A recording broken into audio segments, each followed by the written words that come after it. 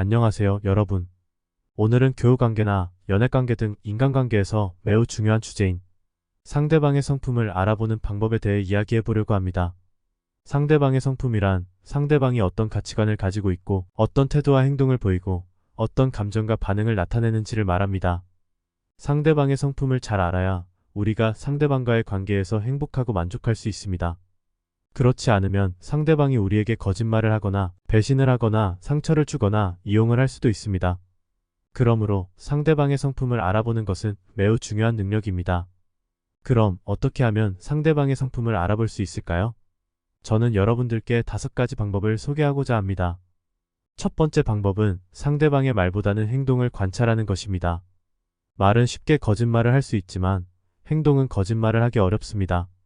상대방이 어떤 상황에서 어떻게 행동하고 어떤 사람들에게 어떻게 대하는지를 주의 깊게 살펴보세요.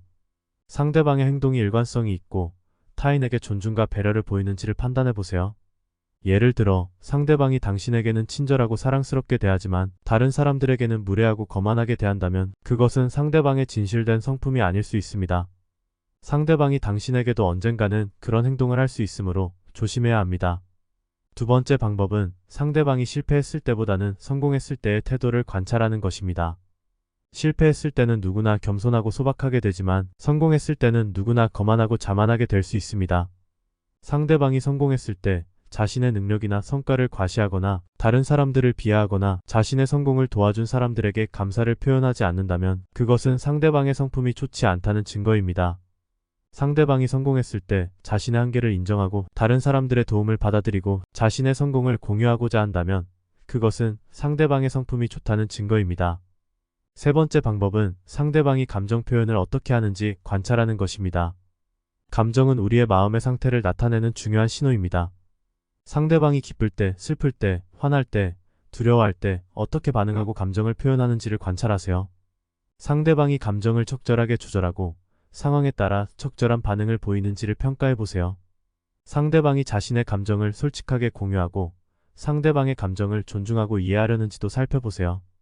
예를 들어 상대방이 기쁠 때는 다른 사람들과 함께 기뻐하고 슬플 때는 다른 사람들의 위로를 받아들이고 화날 때는 자신의 분노를 적절하게 표현하고 두려워할 때는 다른 사람들의 도움을 요청한다면 그것은 상대방의 성품이 좋다는 증거입니다.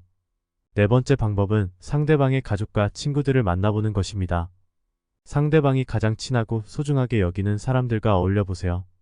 상대방의 가족과 친구들이 어떤 사람들인지 그들과 어떤 관계를 유지하고 있는지를 알 수 있습니다.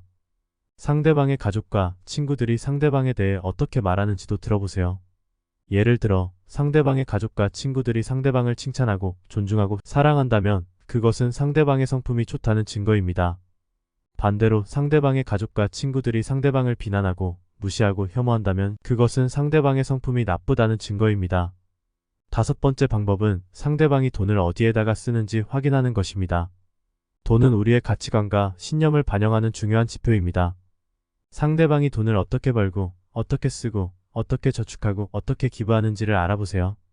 상대방이 돈을 자신의 성장과 발전을 위해 투자하고 다른 사람들과 공유하고 필요한 사람들에게 도움을 주고 적절한 수준으로 저축한다면 그것은 상대방의 성품이 좋다는 증거입니다. 반대로 상대방이 돈을 낭비하고 탐욕스럽게 쟁여두고 다른 사람들에게 구걸하고 부당한 방법으로 번다면 그것은 상대방의 성품이 나쁘다는 증거입니다. 이상으로 진실된 상대방의 성품을 알아보는 방법 5가지에 대해 알려드렸습니다. 이 방법들을 적용해 보시면 상대방의 진짜 모습을 더 잘 파악할 수 있을 것입니다. 감사합니다.